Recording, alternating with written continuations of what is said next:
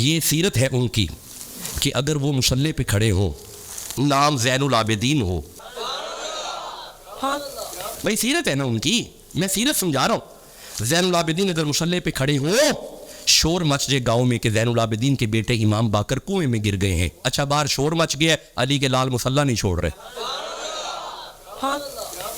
ہم مصلی پہ آتے ہی نہیں اور وہ مصلی چھوڑتے ہی نہیں. زین العابدین مصلی پہ ہیں، شور مچ گیا، شہزادہ باقر کنویں میں گر گئے ہیں، نماز نہیں چھوڑی. ساری نماز پڑھ کے باہر کا دروازہ کھول کے فرماتے ہیں گاؤں والوں خیریت ہے؟ بڑا شور ڈالا ہوا ہے. آپ جیسا سیانہ بندہ قریب آ کے قدموں پہ ہاتھ رکھ کے عرض کرتا ہے انا للہ و انا الیہ راجعون. شاہ جی معاف کیجئے گا، سید معاف فرمائے. فرمایا کیا ہوا؟ حضور آپ کا بیٹا کنویں میں گر گیا، شہزادہ شہید ہو گیا، ہم بچا نہیں سکے. فرمایا پیچھے ہو جاؤ. سارے گاؤں کے بندے پیچھے ہو گئے. زین العابدین کنویں کے پاس جا کے اپنا چہرہ کنویں کی طرف کر کے فرماتے ہیں کوئی کھو دے پانی، حیا کر علی کا بیٹا ہے.